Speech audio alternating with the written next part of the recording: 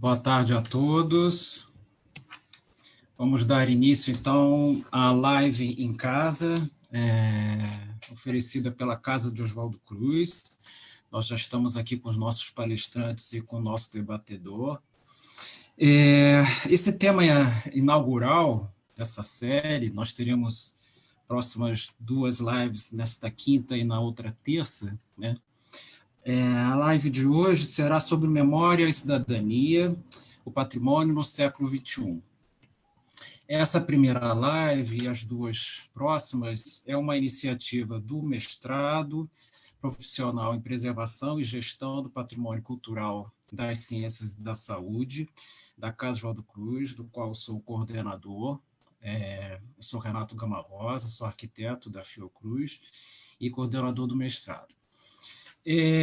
A gente resolveu fazer essa live em função dos recém-acontecimentos que estão acontecendo em relação aos monumentos das cidades pelo mundo, face aos atos antirracismo e a situação de alguns monumentos que lembram alguns movimentos e que estão sendo questionados no século XXI e na contemporaneidade. Nós chamamos para esse debate o professor Márcio Magalhães, do Espaço e Vida, e a arquiteta Eliana Miranda, arquiteta do IFAM, e que vai nos apresentar, então, ela fez sua tese, doutorado, e pode trazer notícias sobre isso. O Márcio escreveu um artigo sobre esse assunto. E como debatedor, professor lá do nosso curso, Rafael Zamorano Bezerra, historiador do Museu Histórico Nacional. Tá? Eu vou passar a palavra, então, para o Rafael, que vai fazer a introdução a apresentação dos nossos palestrantes, e nós vamos ficar aqui acompanhando a discussão pelo site. Até já, então, Rafael, a palavra é sua. Obrigado. Obrigado, Renato. Obrigado a todos os participantes. Boa tarde a todos. Iniciar, né, esse debate, né, iniciar essa mediação desse debate, falando que, para mim, primeiro agradecendo, né, o convite feito pelos coordenadores, né, do programa, o Dr. Renato e a doutora Ana Lúcia, assim também como as mestrandas, né, Valéria Nobre e Magda Almeida, também que trabalhavam, né, na organização, né, dessa live, e a Jaqueline também, que está dando todo o suporte da área tecnológica para a gente. Debater, né, a iniciativa de debater memória, cidadania e patrimônio do século XXI, iniciando esse debate, né, é bastante relevante do ponto de vista da própria noção de patrimônio, né, também quando a gente pensa, né, que o patrimônio ele sempre foi, né, a concepção moderna de patrimônio, ela é muito vinculada à própria noção de cidadania, né, ela está vinculada à formação da cidadania e essas particularidades na formação do próprio cidadão.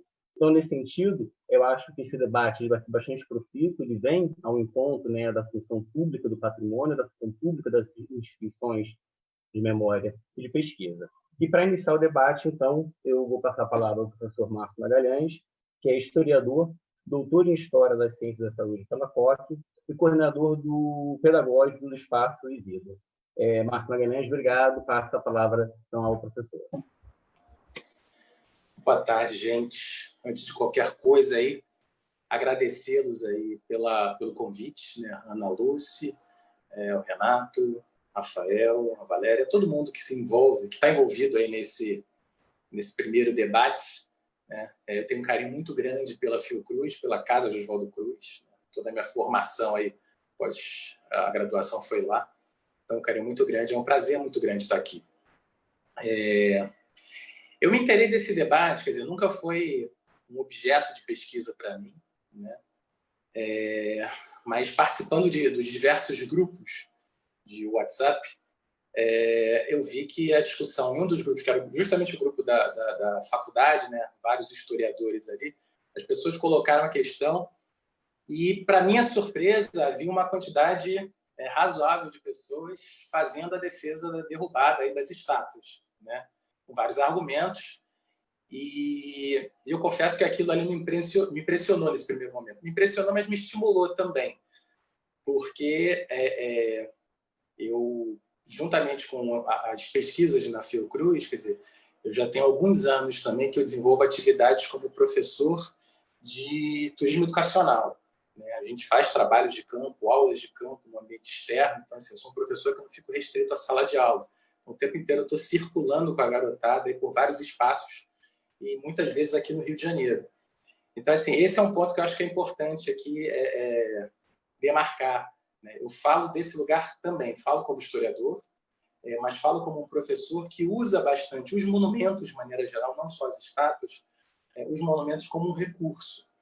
Então, no primeiro momento, nessa discussão, eu vou compartilhar aqui com vocês, me veio à cabeça o livro do Zé Murilo de Carvalho, A Formação das Almas, onde, em uma das partes do livro, ele fala justamente sobre o debate que houve em torno dessa estátua, que vocês estão vendo aí, que é a estátua de Dom Pedro I, né, que está estabelecida na Praça Tiradentes, no que veio a ser a Praça Tiradentes. E aí, no livro, ele fala bastante a respeito dos conflitos entre liberais e republicanos que não queriam a presença dessa estátua, dessa homenagem, né, a Dom Pedro I, no lugar que era próximo onde Tiradentes foi enforcado. Então, ali já houve um conflito muito forte, né, simbólico, que se arrastou por décadas, né, e isso acabou me inspirando a escrever um artigo, mobilizando muito Zé Murilo, mas outros autores, e algumas matérias de jornais de época, para falar sobre esse conflito, sobre esses embates. Então, não é alguma coisa nova para a nossa história, né? Então, foi um estímulo interessante. Ao mesmo tempo, eu pensei o seguinte: no Brasil, a gente tem uma dificuldade enorme, né? Na verdade, a questão do patrimônio ela é muito problemática porque não existe uma cultura do patrimônio, né? De preservar o patrimônio. Então, convergindo com isso que o Rafael nos colocou, quer dizer, a ideia do patrimônio está muito associada à cidadania. Como a nossa cidadania é restrita, né? Vários trabalhos que indicam isso, infelizmente, a gente tem que avançar muito, essa discussão sobre o patrimônio também. Então, eu comecei a fazer o exercício contrário, quer dizer, ao invés de derrubarmos, por que não construirmos mais, né? E atribuindo outros sentidos, ressignificando esses monumentos que existem. E esse foi o meu posicionamento e minha argumentação. Pensei o seguinte: se a gente, nessa discussão sobre patrimônio, abrir essa brecha para que, a partir de uma questão de oportunidade, né, um outro grupo qualquer que esteja no poder, utilizar esse argumento para derrubar os símbolos de quem faz oposição, acabou, né? Não vai restar mais nada. Então, comecei por essa reflexão a respeito da estátua de Dom Pedro I, né, rendi um artigo, e logo depois, uma grande amiga que é do Museu Histórico Nacional, a Aline, abriu um espaço para que eu escrevesse num site, né, o Expor Visões, e falasse um pouco aí dessa minha perspectiva. E aí, o artigo seguinte foi, deixa eu ver se eu falo isso aqui, foi sobre a cabeça de zumbi, ali na Presidente Vargas. E aí, quando eu comecei a levantar as informações a respeito, eu fiquei maravilhado com a discussão, né, porque essa cabeça é realmente fruto das lutas do movimento negro no Rio de Janeiro, né, no contexto aí do governo do ex-governador Leonel Brizola, com a participação também muito marcante do vice-governador Darcy Ribeiro. Então, assim, uma série de fatos são narrados sobre essa cabeça que também não foi consensual, né? Também ali houve algumas divergências dentro do próprio movimento negro, no que se refere à simbologia, se aquele deveria ser o rosto, se aquele deveria ser o lugar. Então, houve propostas diversas para que essa cabeça fosse colocada, ou um monumento em homenagem a Zumbi dos Palmares fosse colocado em outros espaços. Então, assim, eu peguei esses exemplos para mostrar que, no final das contas, assim, nunca vai haver um consenso. Mas, nesse caso específico, a conquista foi o surgimento do monumento, né? Inclusive com o argumento de que faria ali uma oposição ao monumento a Duque de Caxias, que está ali na central do Brasil, naquela região. A gente precisava desse monumento de resistência, né, dos negros, e formando aquele complexo ali, que é a Passarela do Samba, próxima à Praça 11. Então, assim, ali fechou um conjunto simbolicamente interessante, mas ainda assim não foi consensual. Então, assim, foram os 2 artigos que me mobilizaram, né? E no meio da discussão, eu fui trazendo vários argumentos. E a base era o seguinte: olha, nada vai restar, nada vai ficar em pé. Essa aqui é uma imagem de Brasília, né? Aparentemente não tem nada a ver, mas foi um dos argumentos que eu mobilizei na discussão, no debate, para dizer o seguinte: olha, Brasília é considerada uma cidade-monumento, né? mas a história da construção de Brasília é marcada por vários problemas, inclusive por acusações de que houve um massacre de trabalhadores. Inclusive, tem documentário que fala a respeito. Muito possivelmente o próprio Oscar Niemeyer soubesse, Lúcio Costa, né? Mas ainda assim a cidade seguiu adiante. Se a gente fosse recuar ao passado, né, para falar, olha, ela foi construída, né, numa situação que houve, né, massacre, desigualdades, então Brasília, como cidade-monumento, também não deveria permanecer em pé. A gente tem vários problemas com Brasília, mas no que se refere a ser um monumento, né, a arquitetura moderna está muito presente ali, eu acho que seria uma perda.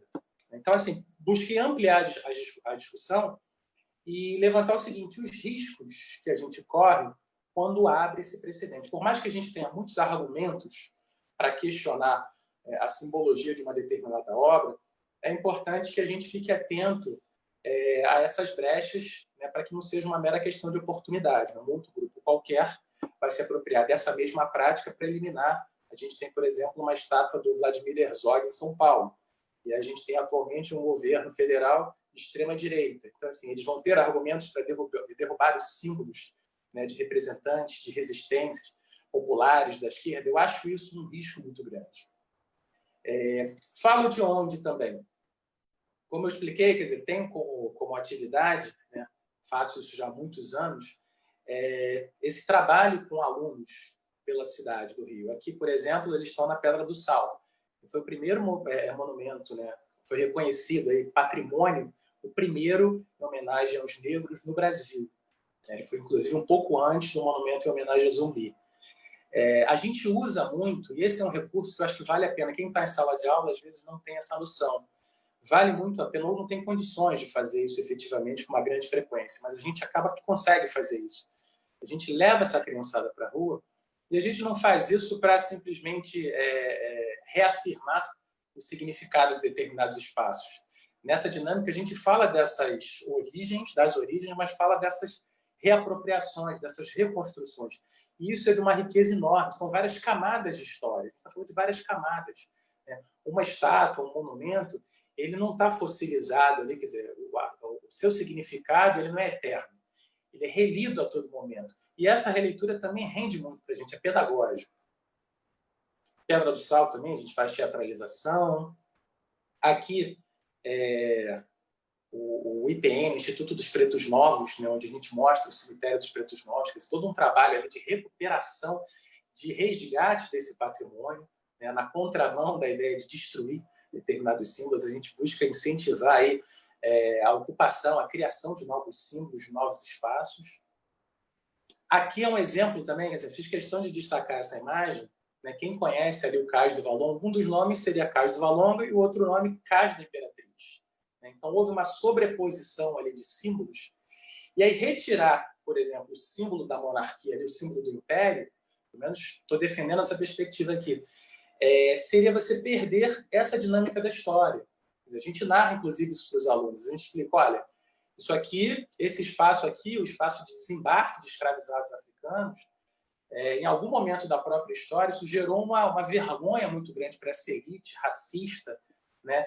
Essa elite que excluía, que continuou excluindo, mas a tal ponto que eles construíram um cais por cima, né, do cais anterior e colocaram um símbolo ali do Império e deram outro nome.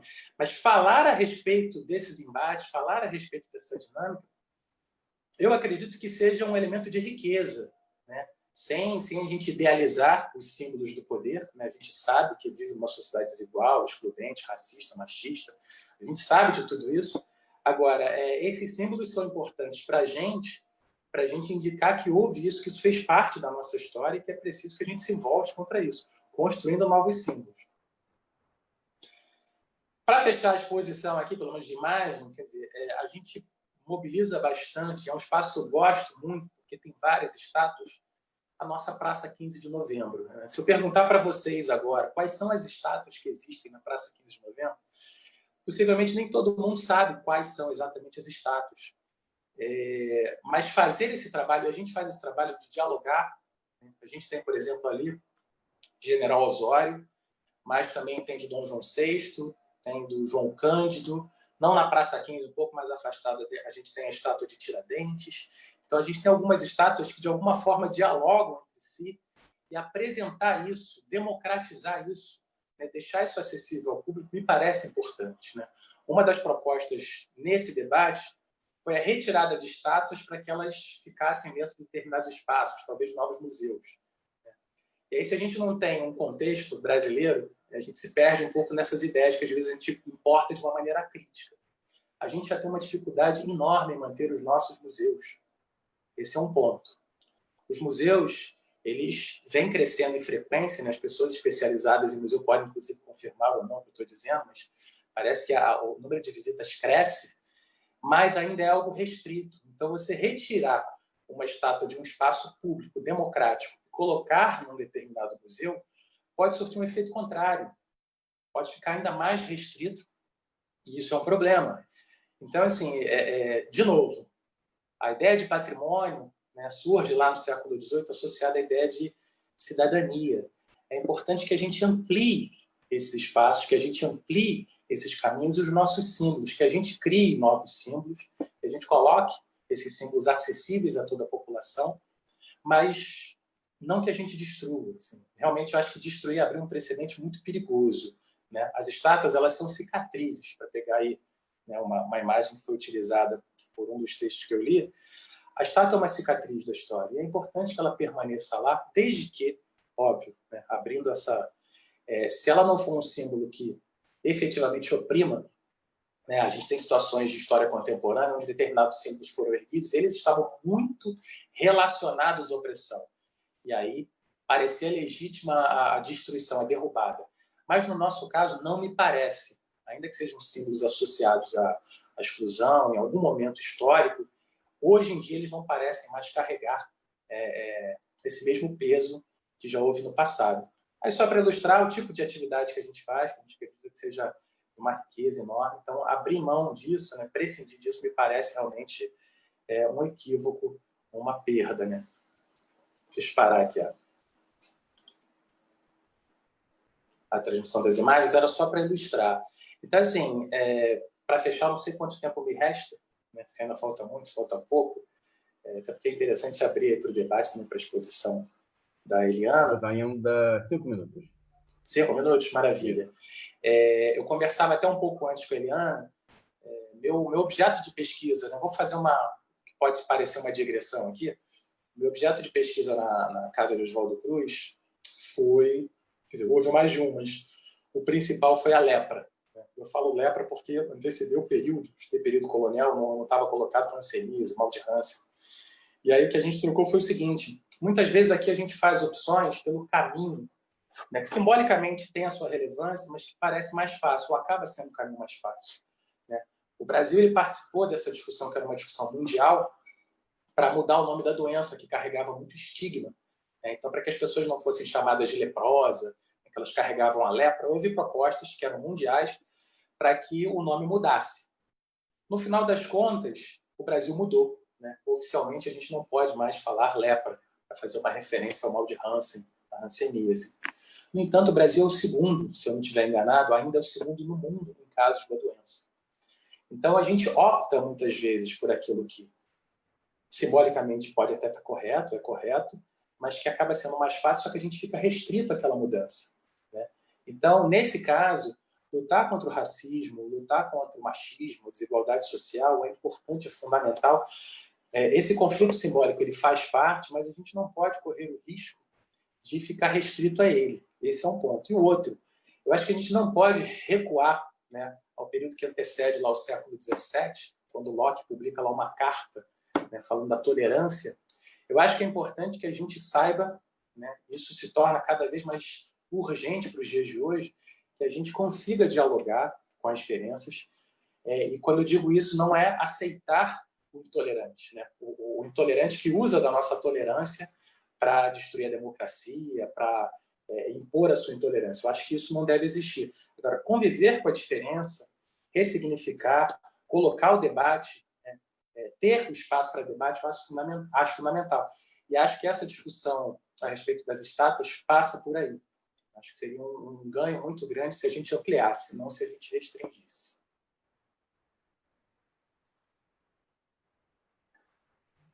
Posso passar a palavra aí para...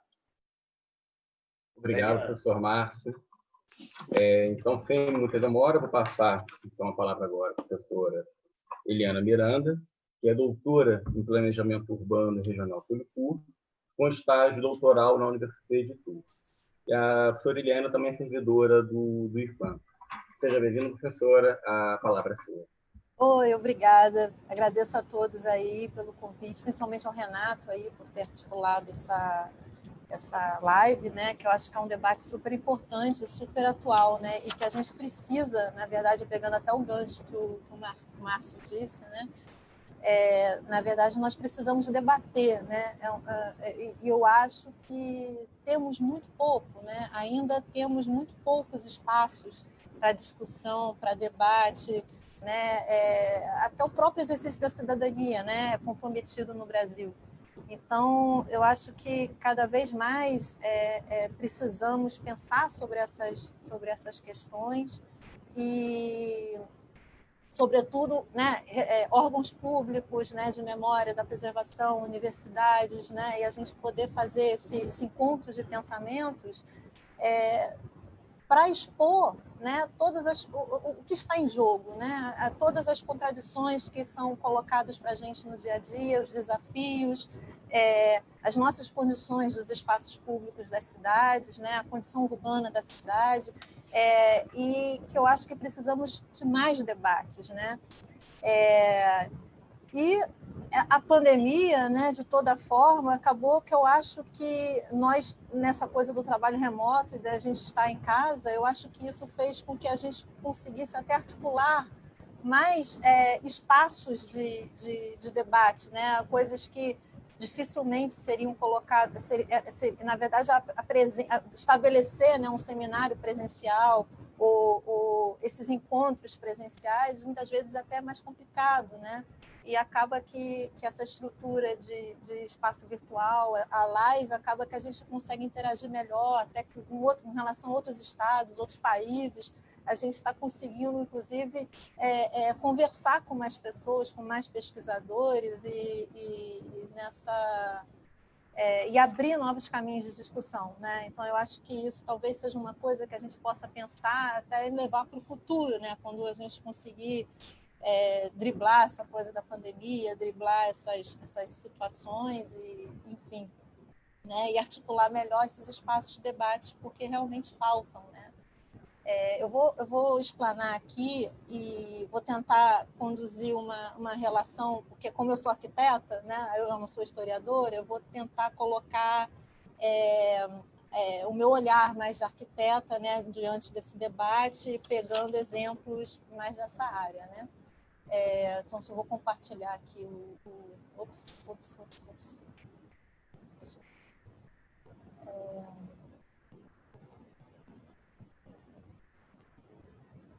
Bom, então, o meu objeto de estudo, até no doutorado, que eu fiz o doutorado em Planejamento Urbano, no IPUR, o meu objeto de pesquisa são os conflitos. Na verdade, eu enquadrei os conflitos patrimoniais, né? Então, eu analiso diversos casos, eu traço um panorama, né, do que são esses conflitos no Brasil e tento pincelar algumas questões internacionais também, né, até a partir dessa oportunidade que eu tive de fazer um doutorado sanduíche, né, o estágio doutoral na França. Então, lá, as discussões internacionais, elas são muito grandes, né?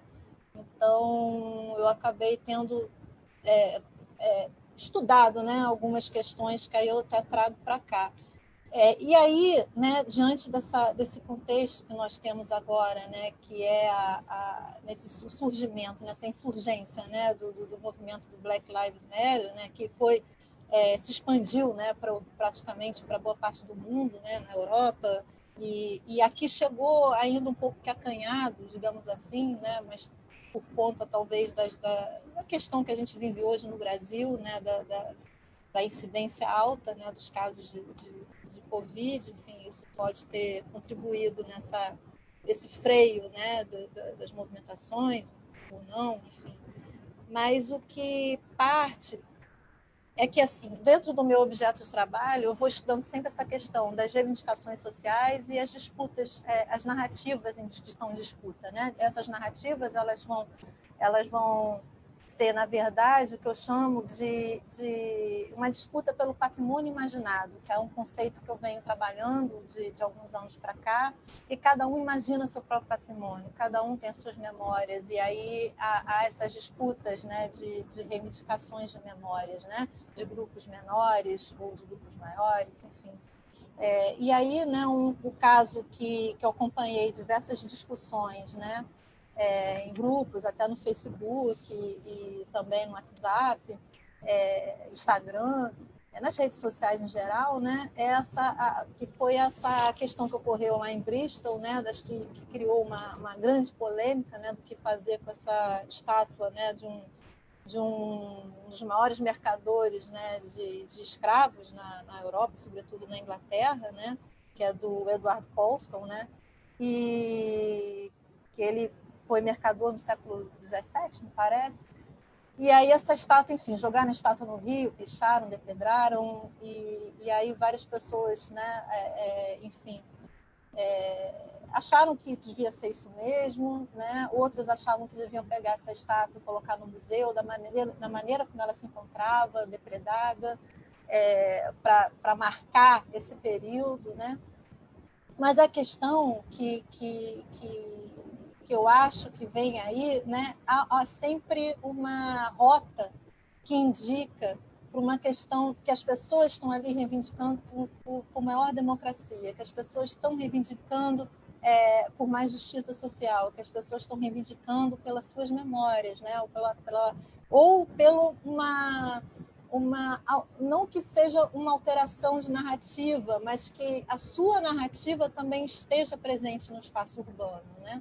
Então, tem também, né, aqui eu até coloquei aqui a estátua do 7º presidente dos Estados Unidos, né, que também tentaram também retirá-la daquele espaço, né, porque ele foi defensor da remoção dos índios, enfim, né, mas são sempre memórias contraditórias, porque ao mesmo tempo que ele estar ali era defensor dos índios, ele apoiava maior representação social no Congresso, e ao mesmo tempo que a estátua do Edward Colston, que estava ali colocado em Bristol, não era por ele ser, assim, isso no debate que eu fui observando, né?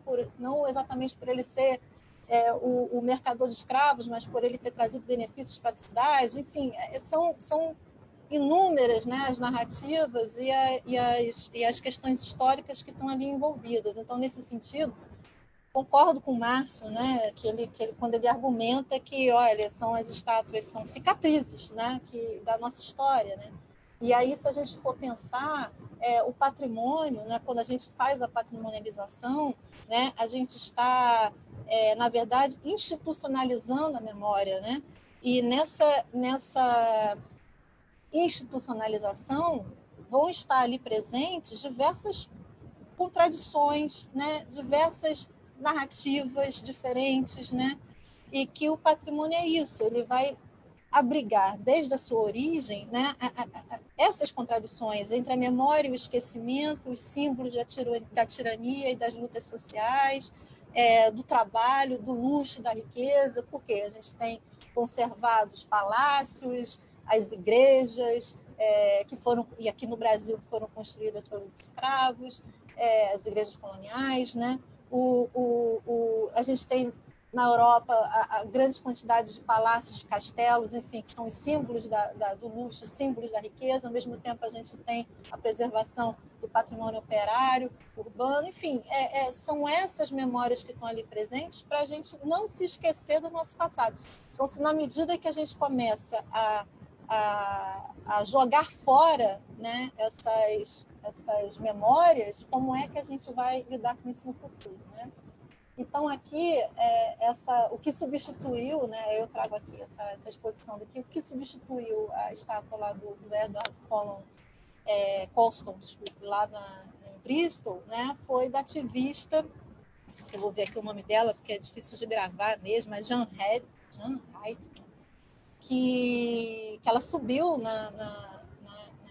ali no lugar da estátua, enfim. E aí veio um artista, quando o movimento retirou a estátua do Edward Colston, né, veio um artista plástico e fez a estátua dela, né, mas em menos de 24 horas a prefeitura de Bristol retirou a estátua, né.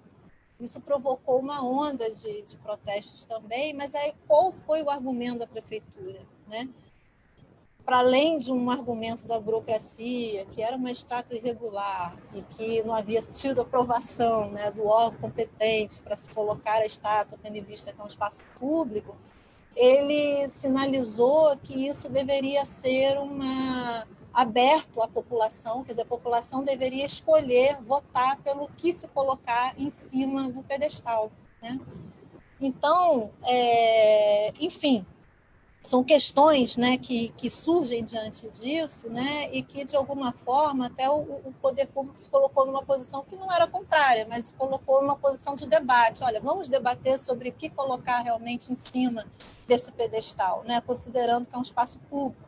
Então, talvez a gente possa também repensar, não pensar os espaços públicos como algo também fixados, né? A gente está falando de espaços que são coletivos para a sociedade, então eu não vejo que determinados, há praças e há praças, né? Há praças que são tombadas, né, registradas como patrimônio, mas há outras que não são, então você tende a uma... você pode, mesmo as praças tombadas, você pode ressignificar aquilo quanto valor, né? Você pode atribuir novos valores, novas memórias naquele local, né? E daí você pensar no que fazer, né? Se é no caso, aquela estátua do Edward Colston, ele era muito agressiva nesse aspecto, né? Porque a gente vai rememorar, porque você tem um símbolo altamente racista, né? Colocado ali no meio de uma praça pública e que, de uma certa forma, você está reverenciando esse espaço, né? Então, eu acho que isso é algo a ser discutido. E aí, trazendo isso para a arquitetura, até me surpreendi com o movimento que aconteceu em Portugal, embora muito pequeno, né, de pessoas que começaram a protestar e fazer uma petição pública para a demolição da Torre de Belém, né? E realmente isso é algo complicado, até conforme o Márcio colocou, né? Na verdade, eles queriam a demolição da Torre de Belém e do Monumento aos Descobrimentos, né? Por ali ser um porto de chegada de escravos, a Torre de Belém ter sido usada como torre de vigia, enfim. Mas é isso, se a gente apagar essa memória, como é que vamos para frente ter algo crítico sobre essa memória, né? Então, simplesmente apagar não resolve, né? Nós temos que discutir o que está por trás disso. Então, na verdade, o pleito é por democracia, o pleito é por justiça social, o pleito para acabar com esses discursos racistas, enfim, para melhorar, né, as condições sociais, né? Então, assim, isso é um objeto de representação da memória. E aí, algo que também assim me surpreendeu, assim, em termos de disputas, né, de memória, né, é o que acontece com a Palestina, né? Isso aí foi uma oportunidade que eu tive também de conseguir me aproximar desse caso, conheci pesquisadores que se debruçam sobre esse tema, e isso dá vários sinais de alerta para a gente, né? Como que essas disputas de narrativa, elas nos colocam em xeque, na realidade, né? Por quê? Porque muitas vezes a gente olha apenas por um lado, né? Nós devemos sempre que, quando a gente vai analisar principalmente essa questão dos conflitos, né? E conflitos de memória, principalmente, a gente tem que, né, conflitos de narrativa, a gente precisa observar as partes, né? O que as partes estão falando com relação a cada caso, né? Então, a Palestina, ela surge, na verdade, até como um problema para a Unesco, né? Porque a Unesco, em 2011, ela reconhece a Palestina como Estado-membro, né? E até hoje você tem disputas históricas e econômicas em torno do território da Palestina, né, sobretudo Israel, né, que coloca isso em disputa, e isso causou, na verdade, uma série de problemas, porque isso acabou fazendo com que os Estados Unidos e Israel, por exemplo, saíssem da Unesco, né? Isso acontece em 2017. Né? Então, os Estados Unidos deixam de fazer um repasse de cerca de 20% do orçamento da Unesco. Né? E isso estremeceu, né, toda a organização, que teve que realinhar todas as suas políticas de planejamento, né, e refazer orçamentos, refazer cronogramas, refazer programas com menos 20%. Né? Então, em 2011, quando a Palestina se torna membro do Estado-parte da Unesco, a grande maior parte dos países que compõem a Unesco votaram a favor. Né? Somente 14 dos países, quase 130 países, mais de 130 países, somente 14 países votaram contra. Né? Inclusive, na época, o Brasil votou a favor, né, de que a Palestina fosse incluída como Estado-membro. Né? Então, a partir daí, a Unesco reconhece o território da Palestina como um Estado. Né? E, com isso, a Palestina passa a buscar registrar seus patrimônios na Unesco, né, como patrimônio mundial. Né? E a Palestina ela tem um ministério de turismo e de conservação dos bens. Né? Então, com isso, ela pretende proteger os seus bens justamente dos conflitos armados, dessas disputas de território, enfim, que continuam havendo. Então, você tem, por um lado, Israel, que pleiteia a ocupação do território com justificativas. No caso, Israel usa a arqueologia como justificativa para dizer que aquele território pertencia aos judeus antigamente, anos antes de Cristo, inclusive. E a Palestina defende aqueles monumentos, aqueles bens como sendo seus. E no embate de tudo isso está o que se chama a arqueologia bíblica. Então, assim, eu não entro nesse mérito da arqueologia, eu estou falando de questões políticas para além dessa questão técnica da arqueologia, mas o que está em disputa, no fundo, é o território. E aí a arqueologia ela passa a ser usada para marcar a quem pertence, né, de fato, se é os judeus, os palestinos, enfim. Então, ela fica no meio dessas disputas. Então, assim, só para título de conhecimento, a Palestina, quando ela se torna Estado-membro, ela consegue registrar 3 bens como patrimônio mundial, né? Entre eles, uma cidade antiga, né, que é a cidade de Hebron, né? Que aqui nessa foto aqui já aparece, né? E uma basílica antiga, que seria da época do lugar de nascimento de Cristo. Né? Então, assim, ela consegue registrar 3 bens, né? E esses 3 bens vão continuar sendo disputados por Israel, que ao realizar os trabalhos de arqueologia, ela acaba também dentro, né, quando ela ocupa aquele território, ela retira aqueles bens e levam para Israel. Né? Então, é isso que eu venho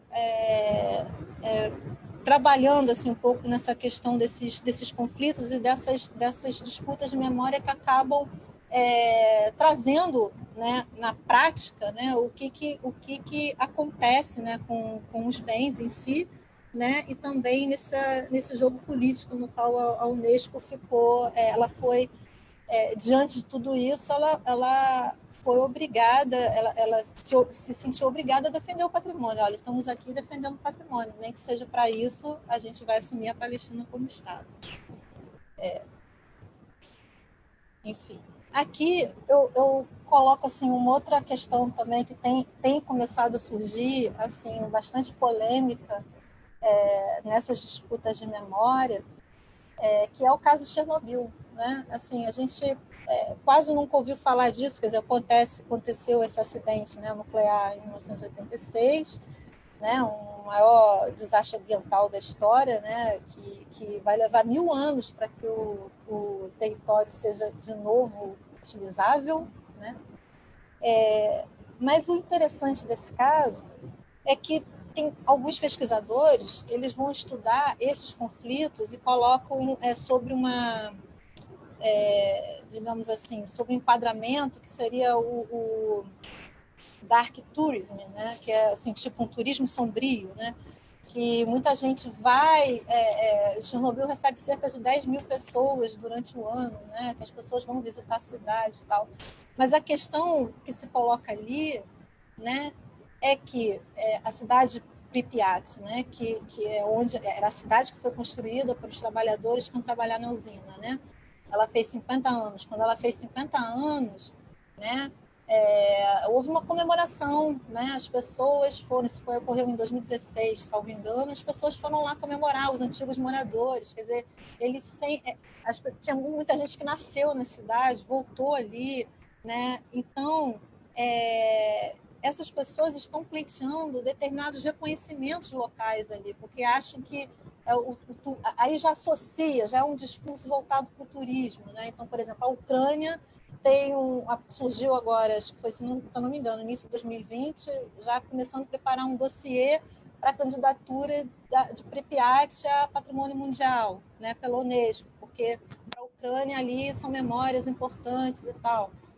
Então, essas disputas de narrativa, ao mesmo tempo, quando a gente olha à primeira vista, a gente se assusta com aquilo ali, assim, nossa, como é que vai patrimonializar isso? Mas, enfim, são memórias locais, né? Não sei se isso caberia ao patrimônio mundial ou não, enfim. Mas são as narrativas que são colocadas em jogo e que muitas vezes são invisibilizadas, né? Então, tem vários pequenos movimentos que nos fazem perceber isso, né?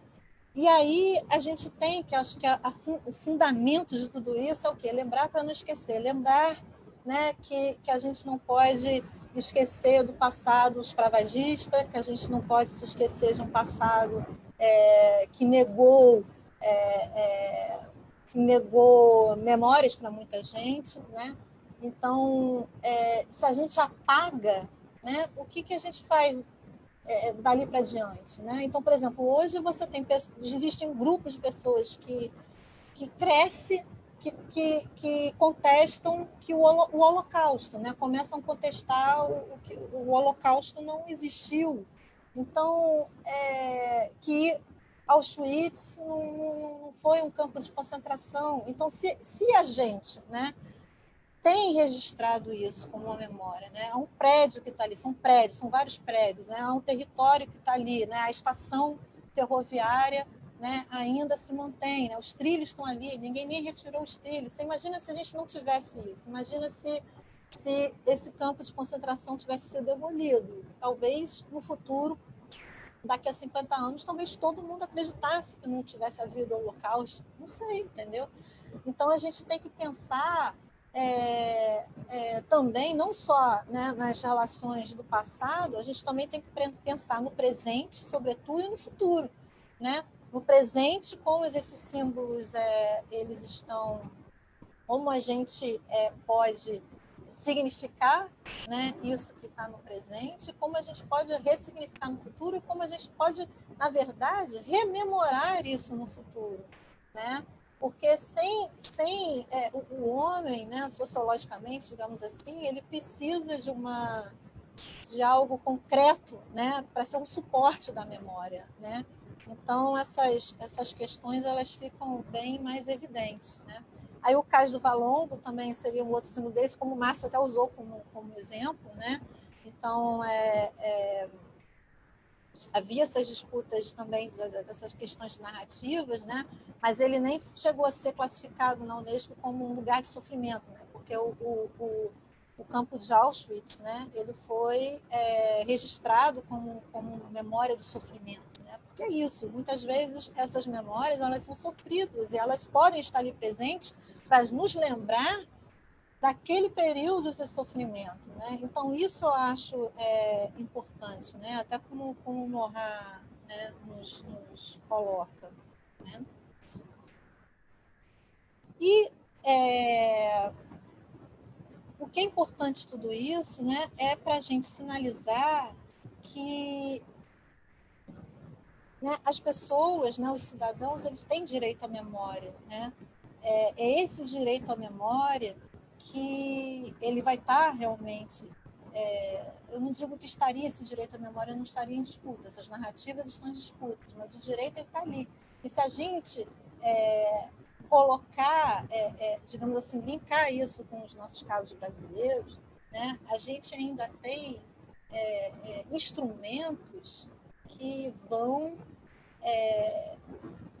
na verdade, endossar todas essas nossas, todo esse nosso debate, endossar uma democracia, digamos assim, mais participativa, né? Então, para a nossa Constituição Federal, ela fala, né, a Constituição Federal de 1988, né, ela conclama, né, a população, aos cidadãos, né, a preservação da memória, né? E que essas pessoas elas devem participar e que devem fazer parte disso, né, na construção dessa memória.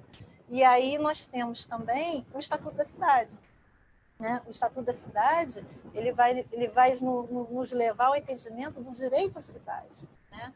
Então eu acho que tudo isso está em jogo.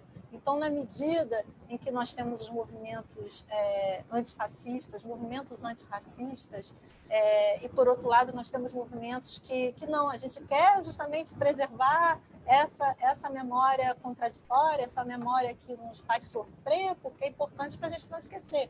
Então, isso tudo é o direito à cidade, né? Então, abrir, né, o debate é necessário.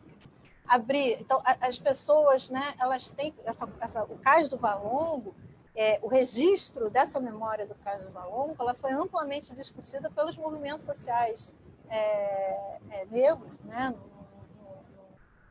no Rio de Janeiro, né, Institutos Pretos Novos, enfim, tudo foi construído em conjunto, né? E isso que é importante, é fazer essa construção da memória de uma maneira coletiva, né? E isso, digamos assim, ainda estamos muito distante de alcançar. Enfim, isso parte até da questão dos órgãos de patrimônio, nas legislações que a gente que existem, né?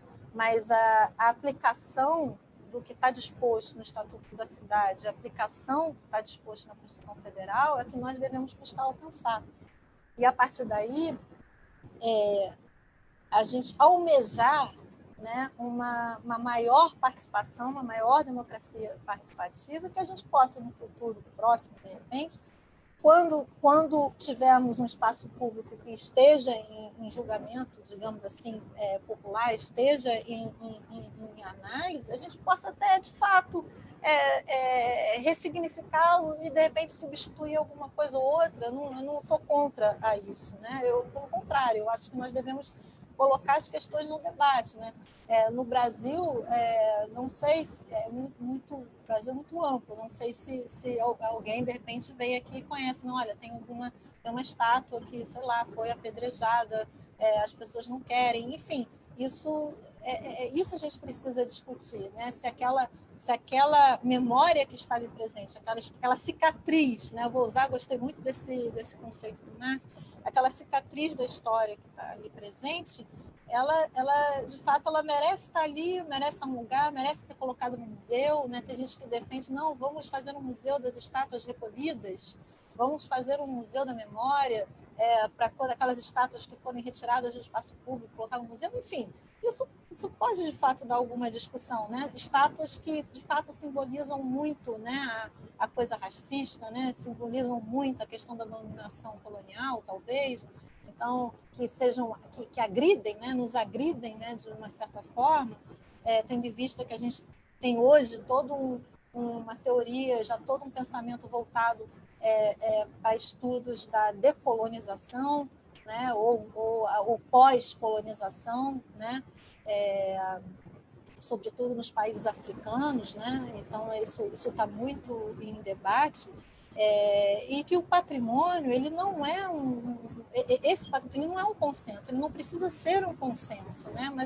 Mas colocando isso em debate, que esses dissensos apareçam, e que a gente possa construir algo mais coletivo, porque, no fundo, é isso que as pessoas estão reivindicando, na realidade, né? Dentro dos estudos que eu vou acompanhando, né? Que vou tentando acompanhar. Então, assim, essa é uma insurgência de uma cidadania que, no século XX, né, o processo do século XX ele foi marcado por uma intensa patrimonialização no mundo inteiro, não só no Brasil. No Brasil, né, quando começa o SFAM na época, né, o Decreto-Lei 2537, né, isso nos anos 70 se amplia para os municípios, se amplia para os estados, isso acontece também no mundo todo, né, a patrimonialização, o instrumento da patrimonialização ela se torna um consenso, mas não necessariamente o que deve ou não ser patrimonializado, né? E aí, trazendo essa discussão para o nosso século, no século XXI, o que o século XXI está nos dizendo? Olha só, o patrimônio, o que está sendo patrimonializado não é necessariamente um consenso. Como que a gente vai patrimonializar isso também não é necessariamente um consenso. E o que merece, de fato, ser preservado para o futuro também não é um consenso. Né? E no século XXI, claramente, a gente está vendo que é um aumento significativo das manifestações e reivindicações sociais nesse sentido. Né? Então, e os espaços urbanos, eles são esses espaços que vão demonstrar todos esses conflitos. Né? E aí, por isso, esse olhar do conflito patrimonial, né? Porque é no conflito que a gente consegue observar tudo que está em disputa, essas narrativas, os argumentos que estão sendo colocados em jogo, né? A questão da participação social, que, na verdade, os conflitos é que vão forçar a participação social, quer dizer, vão forçar que os poderes públicos se abram à inclusão das pessoas, né? Que se abram para a cidadania, para o exercício da cidadania, coisa que até então não acontecia no século XX, praticamente isso não acontecia no Brasil. Né? Então, o século XXI está sendo marcado por essa insurgência de cidadania, na realidade, e está sendo marcado pelas essas memórias que estão deixando de ser invisibilizadas, né? Todos os movimentos sociais negros, né? Movimentos de outras etnias, enfim, isso está sendo marcado para que essas memórias se tornem visíveis, né? Então, eu acho que eu já não sei quanto tempo falta, acho que eu já passei do tempo, não? Já, pode finalizar, né, já. Tá. Então, mas é isso. Eu acho que são esses valores que devem ser analisados, né? E que a gente deve se abrir sempre para o debate e sempre nessa identificação do território, né? Que o território ele é um suporte da memória, mas ele ao mesmo tempo também ele vai passar por uma negociação que muitas vezes ela é desigual, né? São atores que estão ali com posições desiguais, né? E nesse sentido, quer dizer, se forja consensos, muitas vezes, né, e que a gente naturaliza, né, com o passar do tempo, vai naturalizando aqueles espaços como eles sempre foram, né, e talvez no futuro ou no presente a gente possa ressignificá-los. É isso. Obrigada. Eu que agradeço a fala da professora Eliana. E antes de abrir para o debate, né, nós já temos algumas perguntas já foram feitas. Eu só queria, até para a gente facilitar, né, o nosso debate, eu fiz algumas anotações aqui da fala de ambos e me chamou muita atenção, né? Acho que isso é uma coisa que reforça até essa noção que a gente vem trabalhando, que a gente vem falando muito do patrimônio, né, com esse espaço de conflito também, né, visto que ele lida com a memória, então necessariamente ele vai passar o tempo todo por dimensões que são conflituosas, não é à toa que a gente está fazendo esse debate, né, com essa temática, e como esse tema ele vai esbarrando em algumas relações que são bastante, digamos, antagônicas, né, tipo uma questão de moralidade e ilegalidade, né? Então, é moral derrubar a estátua de um mercador de escravos, mas é ilegal. Então, a gente está nessa discussão, né, do que é o moral, do que é o ilegal, qual é a fronteira da moralidade, qual é a fronteira da ilegalidade. Também uma outra dimensão que é muito importante é a própria dimensão da questão da legalidade e da moralidade, da tolerância e da intolerância, né? Então, que tipo né, de memórias sensíveis, que tipo de personagens nós teremos tolerâncias, né, em mantê-los em espaço público, e qual o limite da intolerância, qual aqueles que a gente não quer de forma alguma, quais são aqueles que têm que ser derrubados, quais são os ícones que têm que ser derrubados e quais são os que têm que ser tolerados. Que cai também na própria questão da memória do esquecimento, né? Que memórias nós queremos, né, preservar e que coisas nós queremos esquecer. Então, o tempo todo a gente vê que ele está nessa dualidade. Uma outra também dualidade que é um antagonismo muito importante na fala de vocês é a gente pensar também a questão do que é muito caro ao patrimônio, da permanência da transformação, né? O patrimônio ele é algo que pressupõe uma permanência, né? A função dos museus, a função das estátuas públicas, ele tem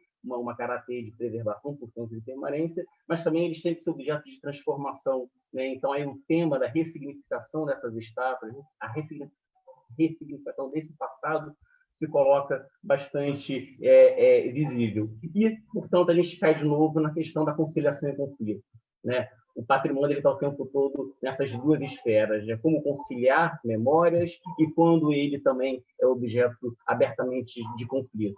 E algo que não é dado somente no século XX, como o professor Marcos falou, desde a primeira estátua, né, pública de Dom Pedro I, a gente já tem esse debate. Quando a gente pensa a própria noção de patrimônio institucionalizado na França, vem também do movimento iconoclasta, que estava derrubando estátuas no contexto da Revolução Francesa. Então, acho que esse debate, a fala, coloca isso de maneira muito clara. Eu acho que, de certa forma, a minha intervenção já é uma pergunta, já é um questionamento também para vocês desenvolverem.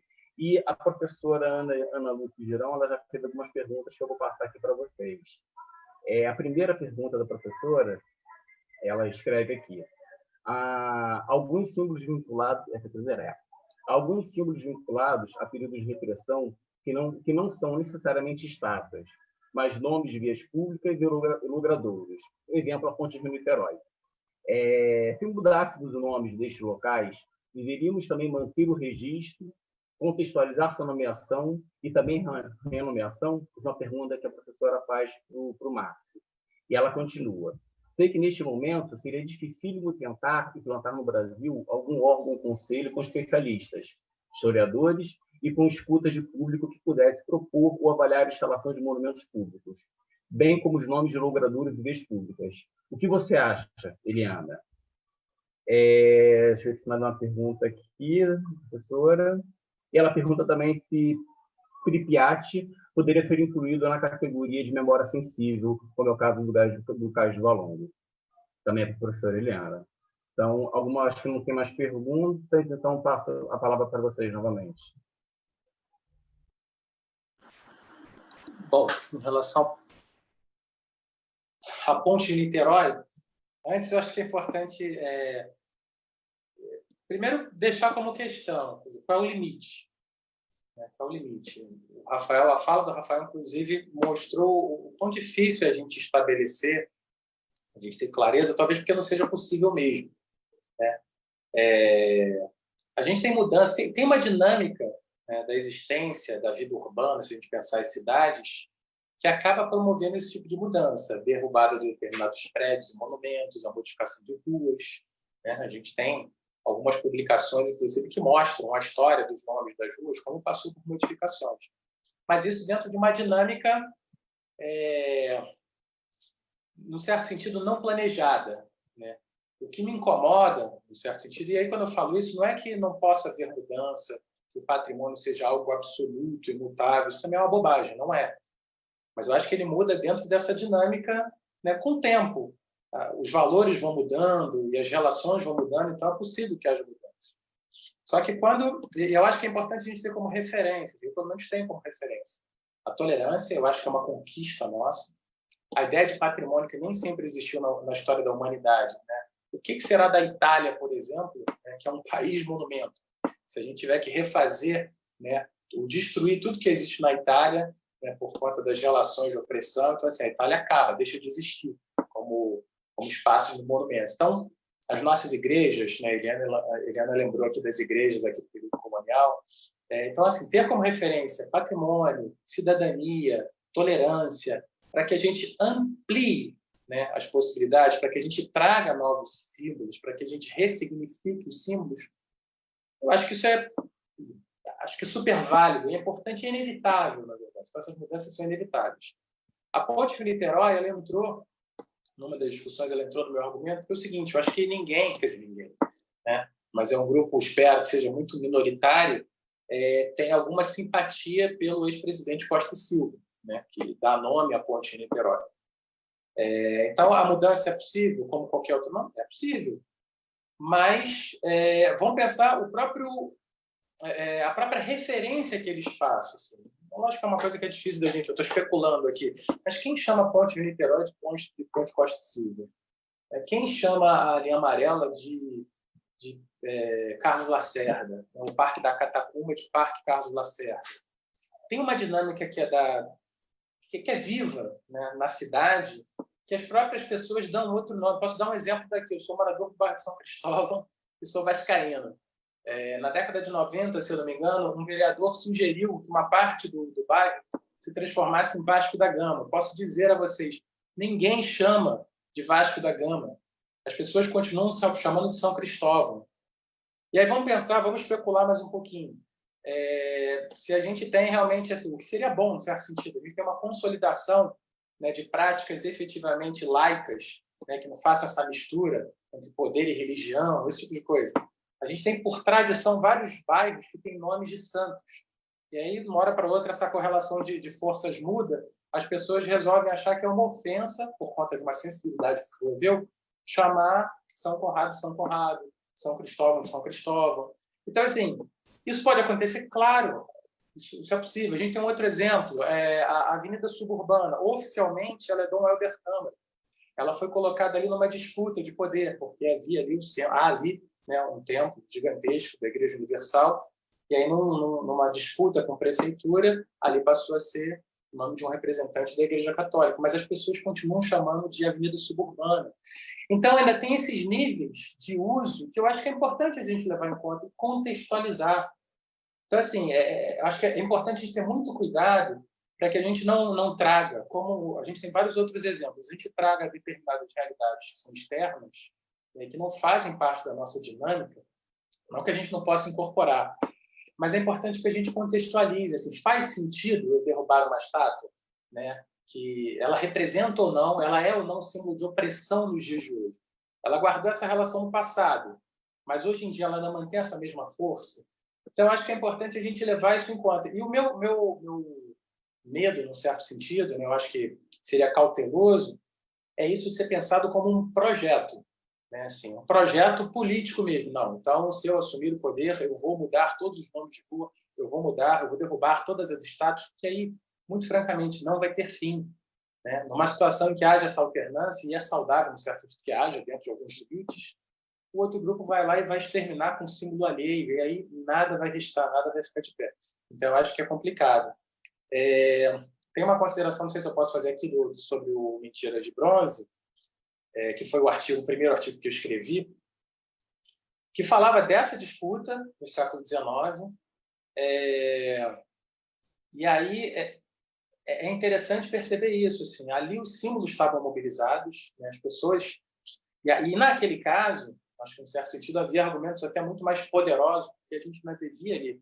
Era o segundo reinado, né, houve uma autorização de Dom Pedro II para aquela estátua, né, homenageando seu pai, existisse ali, sendo que a avó é que tinha assinado a sentença de morte de Tiradentes, que havia morrido ali naquela região. Então, aquilo ali estava muito mais sensível, só que não houve força, né, nem dos liberais, nem depois dos republicanos, para a retirada daquela estátua. Né? E aí, o que foi possível, na verdade, dentro dessa dinâmica? Mudaram o nome da praça. Ela deixou de ser do Rossi, né? Aquele espaço ali do Rossi passou a ser a Praça Tiradentes, um dos nomes. Praça Tiradentes, mas a estátua ali permaneceu. Então, quando a gente fala disso, a gente vai àquele local, eu costumo até perguntar para a garotada, assim, onde é que está a estátua? Na Praça Tiradentes tem qual estátua? Aí ele fala, Tiradentes. Não, Tiradentes está aqui em frente à Cadeia Velha, né, que é a Alerj, prédio anterior da Cadeia Velha, onde ele acabou ficando preso, mas ele foi enforcado ali. Então, assim, a gente conta a história da cidade em episódios a partir do posicionamento desses monumentos. E uma coisa que também esteve presente no artigo é que essa pretensão aí, século XVIII, início do século XIX, essa pretensão de formar os cidadãos a partir da construção desses monumentos. No nosso caso, pelo menos, eu não sei em que medida isso foi bem sucedido em outros países, mas no nosso caso, isso teve limites muito claros, né? Essas estátuas, seria até importante, eu acho que seria importante que esses monumentos servissem para nos formar nessa concepção mais ampla de cidadania. Mas ela acabou muito restrita, ela acabou abortada. Aqui. As pessoas ignoram os nossos monumentos. Eu lembro que quando eu tive o prazer lá de ser aluno do professor José Murilo de Carvalho, ele, numa turma de historiadores, ou de candidatos a historiadores, ele perguntou quais eram as estátuas que ocupavam os espaços. Ninguém sabia. Ninguém sabia, porque as pessoas ignoram de maneira geral, o que é ruim.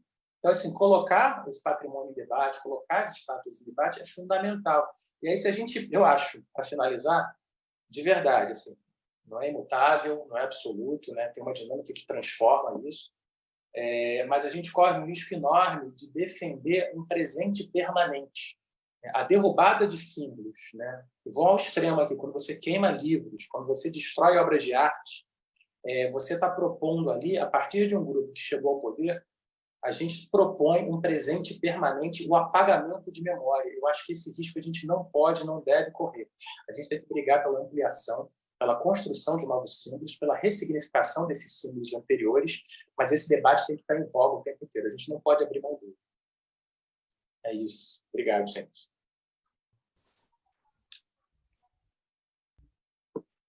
Obrigado. Acho que tem umas perguntas da professora Eliane. Professora Eliane, por favor. Oi, isso. Vou responder aqui a Ana, né? Que ela fez algumas colocações que eu acho até importante mesmo.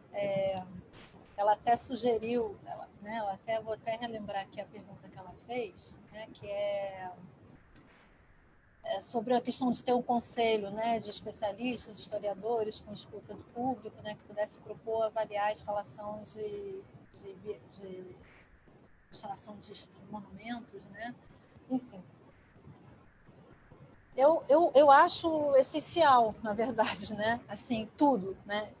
Em relação a essas discussões, né? Eu acho que, por exemplo, a Constituição ela é muito clara no que fala do compartilhamento, né, da gestão, né, entre os entes políticos, né? O órgão federal, instâncias estaduais e os municípios, né? E como a gente bem sabe, no patrimônio não há esse compartilhamento de gestão. Então, na medida em que a gente conseguisse fazer isso, né, essas instâncias de conselho elas seriam fundamentais, né, que pudesse os três órgãos estarem ali presentes, né, e com escuta da população, né, para poder alinhar, sobretudo, o que trata os espaços públicos coletivos, né. Então, por exemplo, o Estatuto da Cidade ele fala da importância de se ter um orçamento participativo, né? Isso foi muito, nos anos 80, isso foi muito conduzido lá no sul do país, né? E com o passar dos anos, isso acabou meio que se perdendo, né? E a Prefeitura do Rio ela não faz isso. Então, eu acho que a questão assim, eu tento, na verdade, a pensar que essa questão da participação ela também está ligada a esse não conhecimento do próprio espaço. Então, como o Márcio falou, você pergunta para estudantes, pergunta para as pessoas que objeto, que monumento está naquela praça e ninguém sabe. Mas é porque as pessoas não interagem com aquilo da maneira que deveriam interagir, quer dizer, elas estão usufruindo daquele espaço, mas elas não decidem sobre ele, né? Na medida, eu acredito nisso, assim, pelo menos eu acho que nós poderíamos até testar, né? Mas nem isso no Brasil a gente faz, né? A gente não pode nem criticar determinadas metodologias participativas porque a gente nem chega a aplicar aqui, né? Então, eu acredito que uma saída para isso, por exemplo, se nós tivéssemos um orçamento participativo, as pessoas seriam chamadas a discutir, por exemplo, vamos revitalizar uma determinada praça, vamos revitalizar a Praça Tiradentes, né? E as pessoas seriam comunicadas disso, a população, os cidadãos cariocas seriam convocados a essa reflexão, e aí, automaticamente, eles interagindo com isso, eles passariam a conhecer o monumento que está ali presente, né? Qual é a figura que está ali presente hoje na Praça Tiradentes, né? Ou qual é a figura que está presente hoje na Praça 15? ou indo para espaços que não são tombados, outras praças quaisquer, né? Da Praça Nossa Senhora da Praia, praça de Copacabana, Campo Grande, Madureira, enfim, né? As pessoas, elas, ao mesmo tempo que elas vão prestar atenção em como elas querem esse espaço, né? Então, eu acho que há isso, né? Há uma questão do poder público ter centralizado muito as decisões desde o início da sua existência, salvo algumas exceções, né? Como o corredor cultural, por exemplo, que são nos anos 80, mas muita coisa se perdeu. Então, ao meu ver, é isso, tem que partir pode partir de uma pressão popular para que esses conselhos sejam efetivados, mas pode partir do próprio poder público isso, né? Mas, infelizmente, a gente não vê sinalizações de interesse nisso, nunca viu, pelo contrário, né? Essa questão da centralização cada vez maior. Quanto à questão de Pripyat, talvez ela poderia ser como Casvalongo, memória sensível, né? A Unesco,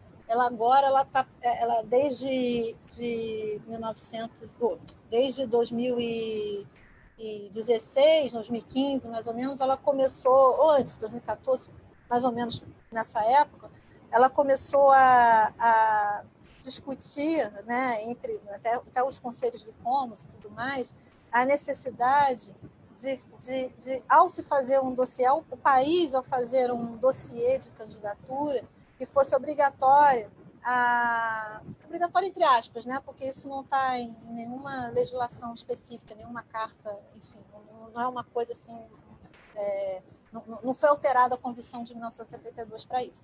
Mas, de uma certa forma, obrigar os países a incluir os cidadãos nessa discussão da patrimonialização mundial. Então, a tendência da Unesco é de somente aceitar candidaturas para patrimônio mundial mediante essa articulação com a sociedade engajada, com o desejo das pessoas, daquela comunidade local, sobretudo, em registrar aquele bem como patrimônio mundial, né? Então, essa é a tendência da Unesco hoje para as candidaturas. Então, Pripyat, na medida em que os moradores daquela região, né, a Ucrânia, né, a Ucrânia ela está investindo naquele lugar como um lugar turístico, né? Então ela está investindo. Aí, ao mesmo tempo que na mídia está sendo, e já está saindo vários livros, inclusive sobre isso, que a Ucrânia tem conseguido vencer essa, digamos assim, esse lugar, nessa tragédia, né, que ocorreu ali ambiental e social, econômica, enfim, de política, de todos os setores, com a construção de uma grande cápsula que foi colocada ali em torno da usina que pegou fogo, enfim, e está investindo em alta tecnologia para barrar o máximo possível das emissões de radiação, né? Então, isso, a mídia, sobretudo na região, né, no leste europeu e na Ucrânia, a mídia ela vai tendendo a aceitar aquele espaço, né, tornar aquele espaço mais aceitável na medida em que o país esteja investindo em tecnologia para reduzir ao máximo as radiações. Então, assim, a cada 100 anos eles têm que ficar construindo cápsulas sobre cápsulas para poder diminuindo aquilo. E aí, então, esse investimento proporciona também um aumento de turismo na Ucrânia e esses roteiros turísticos lá para Chernobyl. Né? Então, assim, eu acho que é uma discussão que vai partir muito daquela população, do desejo daquela comunidade, das pessoas, dessa relação que aquela população tem com aquele lugar, né? Existem trabalhadores ainda que vão para Chernobyl, quer dizer, Chernobyl, Pripyat é uma cidade fantasma, mas a usina ainda assim, ela não funciona mais, ela deixou de funcionar até pouco tempo, mas as pessoas estão ali trabalhando, aquela usina ela não pode estar abandonada, né? Existem operários ali, existem engenheiros, existem cientistas que trabalham, estão ali 24 horas monitorando a usina, né? Então, não é um lugar totalmente, como eu vou dizer assim, não é um lugar que é esquecido, pelo contrário, né? Ele tem que estar ali presente naquela região, porque é um lugar de automonitoramento, né? Enfim, então eu acho que isso dá uma boa discussão sobre a questão da memória sensível, mas é isso, ter essa relação direta com a comunidade.